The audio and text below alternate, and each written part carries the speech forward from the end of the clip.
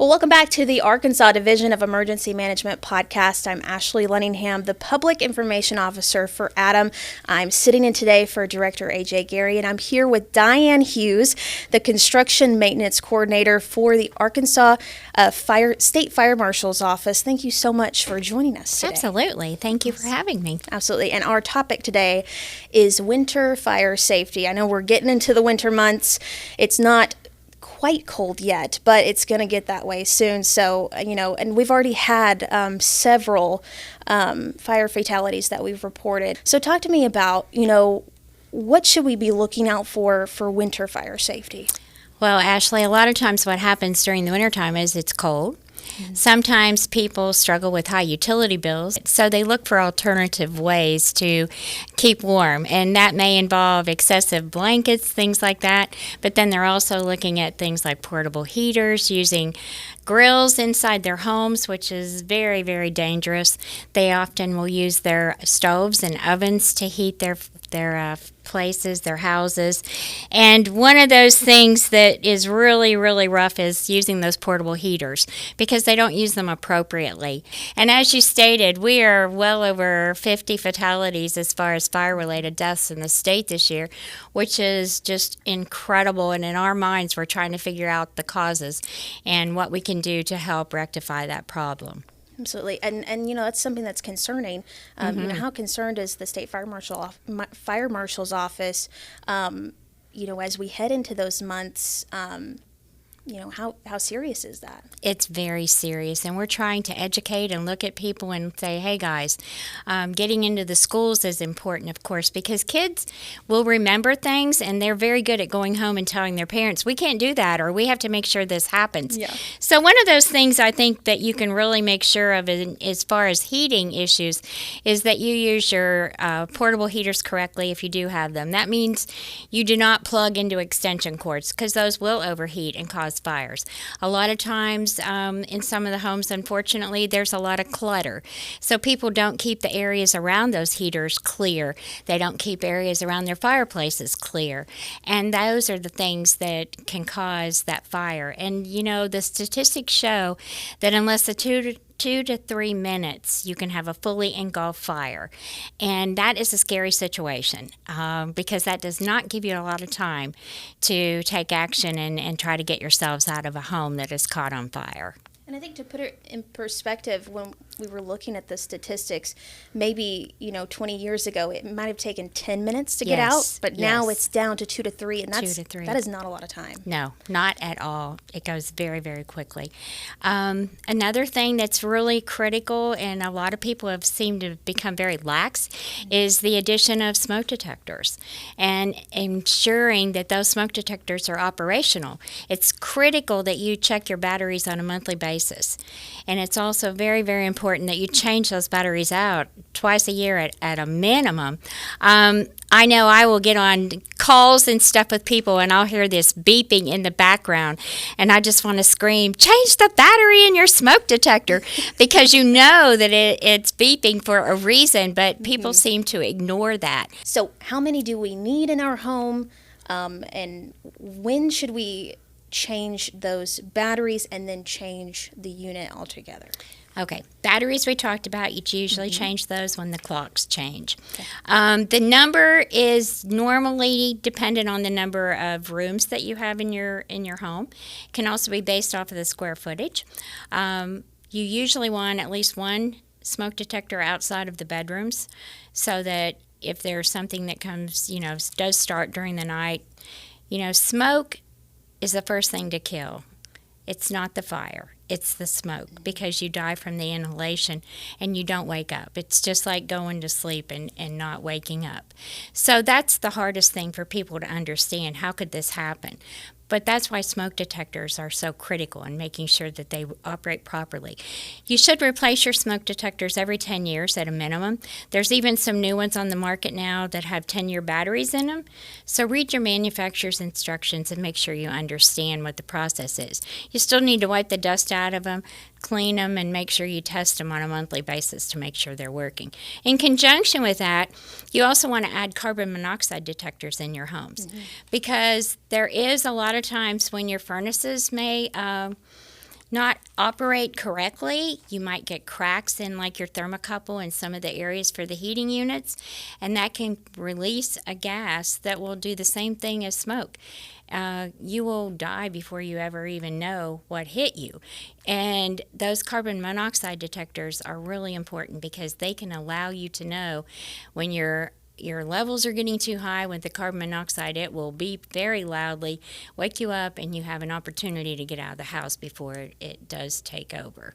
And when you say with the furnace, and that's something that is possibly turned on, so this is more likely right. in the winter as well. Yes, and okay. You should have your furnaces inspected on an annual basis. So even as you turn on air conditioning in the spring, have someone professional come out. There are a lot of companies now that offer really, really awesome rates to just come out and do inspections on your homes and check your furnaces. They'll check your hot water heater, all those types of things, because those are the things that you are really most worried about that can cause fires. Another area, and I just happen to think about this, that I've noticed, there's a lot of dryer fires. And people think, well, I clean my lint trap out all the time.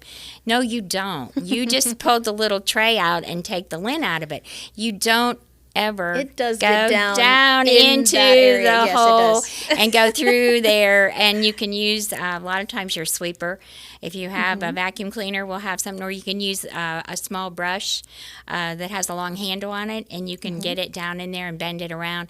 But look outside sometime and see all the lint that comes out where your vent goes to the outside.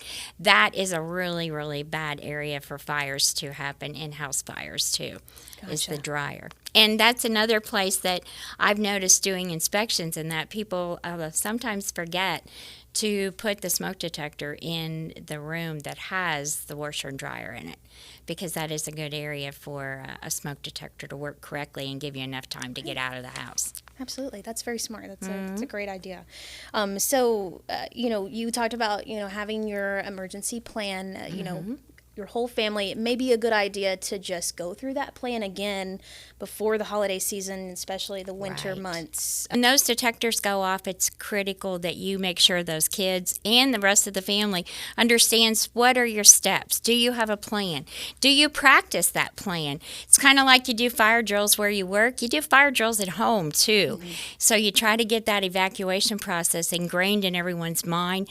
You take the kids and you say, okay, tonight is the night, and we're going to set the smoke detector off by pushing the button, and then you guys do what we've taught you to do. You go out together, you get a meeting place, someone goes to a neighbor's or down the road and calls 911 and gets the fire department moving towards the house. And the biggest part that it's really hard to get people to understand is you never, ever, ever go back into that house for anything. Pets, someone who might still be in there, you wait for the emergency response personnel to get there and take care of that for you, because you're jeopardizing yourself and others also. If you get outside and you left the phone inside, don't go back in and get it. Go to a neighbor's house or go on down the road. Any place but going back inside. And a lot of times when we teach the kids what to do as far as getting out of their homes, we talk about going to a special meeting place. Get somewhere away from the house. Maybe it's the big oak tree out on the left side of the house, or it could be the mailbox, but somewhere where people can still see you. And the important thing is to know if everyone got out. So when your emergency response personnel get there, you say, everybody's out, but we have a dog that's still in there. Those firefighters have a heart. A lot of times, if it's not gonna, cause a lot of issues and concern, they'll try to go get your animals out too. So it's they just have the gear. hard. They yes, have the they equipment do to go back in, and they're dressed but you appropriately, and you don't. Absolutely. So it's really important that you just stay out and you get help as quickly as you can. Gotcha. I want to go back. So a few other things that Sure. are fire hazards. So, you have your decorations out for Christmas and New Year's, and that's coming up. You said not overloading your extension cords. So talk to me a little bit about that. Yeah, people like to use extension cords, especially with Christmas lights, because you have to have them everywhere and you never have enough outlets. Of course. So, yes, that's part of it, isn't it? So it's really important that people make sure they don't overload their circuits. So if you're plugging a bunch of stuff in and all of a sudden a circuit pops, well, you don't just go, oh, well, it's going to be okay and we'll just let it go. You have to go back and make sure that you have not overloaded those circuits, that you use the correct weight of an extension cord. You know, going to the dollar store and buying them for $1.25 sometimes isn't the best deal, especially if you're going to plug multiple things in them. And a lot of those cords will have 3 and 4 outlets in it, so that doesn't help either because they're not helping us to make sure they are not overloaded. Another piece of that is candles. People love candles, especially at Christmas time. And then they have all these other small lights maybe that are battery operated. You know, we have issues with batteries nowadays too. Maybe you've gotten those decorations out and they had the batteries left in them from last year. Well, guess what? They've probably started to corrode. You haven't paid any attention to that. All it takes is one little spark, and that can set something on fire too. Candles, you know, a lot of times people are really bad about going off and leaving them or going to bed at night and leaving a candle burning. I've been guilty of it myself and about had a heart attack when I wake up and go, why does it still smell so good in here? And then you're like, oh my gosh, there's a candle going, you know. But those kinds of things we don't take into consideration, that those are really putting us at jeopardy in our own homes. And so we have to be a little bit safer about what we do. Don't put your extension cords under carpets. That's huge, and then people roll furniture over top of them. They crack the casing on the cords, and of course that's another issue there because that can spark and start a fire also. Gotcha. Can you use an extension cord that has a surge protector? Is that something that you need? Surge Protectors are awesome, but you should never use them with an extension cord. They should be plugged directly into an outlet in your house or your building. It's not a good idea to take your extension cord, plug it in, then plug that into the wall because those will overload and they do heat up. And once something gets hot enough, it can ignite and start a fire. So, bad idea. Okay, gotcha. And also, you know, you're prepping your home for winter if you have a chimney. Yes. That's something that, you know, you see a lot. The not properly cleaning your chimney. Right. So talk to me about that. Yeah, there's a lot of creosote that builds up within your chimney, especially if it's a wood-burning fireplace. And those are very dangerous because that seems to cake on the inside of that chimney. And once you get enough of it, when the sparks are crinkling and your wood's kind of crackling away and you see the sparks flying up into the chimney, that's exactly when you'll start to see chimney fires. And a chimney fire is very difficult to put out. As a former firefighter, I've put many of them out, and it's something you never think you're going to get. Because even hours later, that chimney fire could reignite because of the walls and stuff up around it. So those are things that it's important that you get your chimneys cleaned, and your fireplaces need to be kept clean.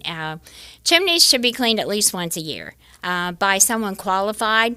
People say, well, I just stuck the broom up in there, you know, and that was good enough. No, you've got to get the entire chimney cleaned out, and you really need somebody that's been trained properly to do that. Awesome. So, yeah, definitely go the professional route. Go the professional way, yes, be ma'am. safe in the aftermath.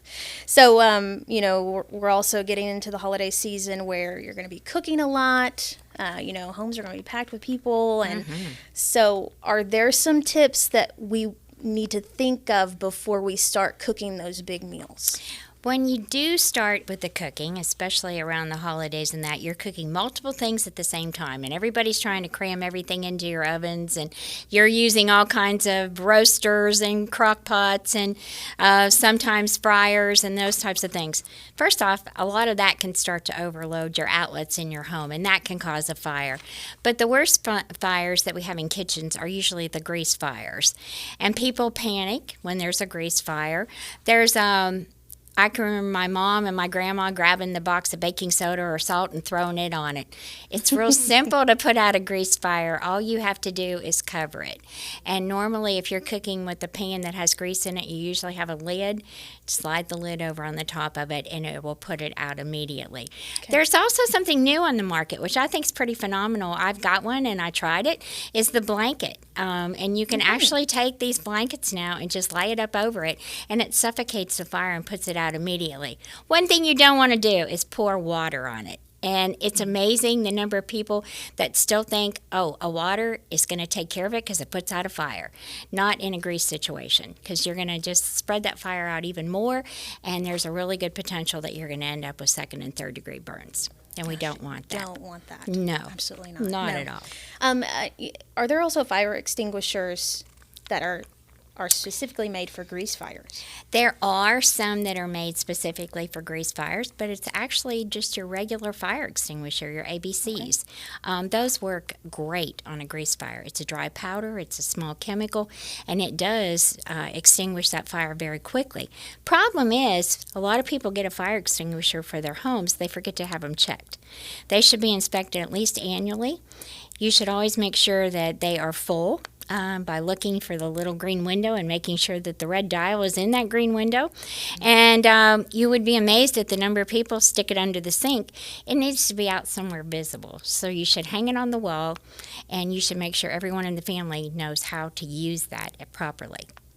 So, there's programs available that you can get a free smoke detector installed. I know the American Red Cross does that, and also your local fire department can go and put in fire smoke alarms. So talk to me about that. Yes, we have the program with the State Fire Marshal's office even through one of our grant programs that the local firefighters can apply for grants to acquire smoke detectors, and a lot of them will do that especially during October, because that's Fire Prevention Month.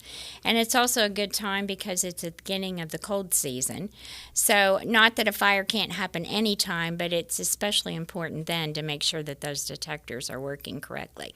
So they can contact their local fire departments and ask, and if they can't get hold of anyone, or if they don't get answers, they're free to contact us at the State Fire Marshal's office, and we'll try to help them also. Awesome. Absolutely. Yeah. Well, that's great. Anything else that you would like to add that we didn't cover that people need to know about winter fire safety? I think the most important thing is to make sure you've got the smoke detectors in place, your carbon monoxide detectors, and just be careful when you're decorating and doing all the things for the holidays. Your minds are in 1,001 places. It's difficult to remember what you need to do and how you need to do it. So if you make your safety issues a big concern and you take care of those first, you'll have a wonderful holiday season, and hopefully you'll be safe, and we'll have a lot less fires than what we've had in the past year. Absolutely. That's what we hope for. We keep talking about it, so I know. we get the word out. So that's what we hope for. Yes, well, ma'am. Thank you so much Thank you for joining me today and talking about a very important topic. Thank you so much. I appreciate it.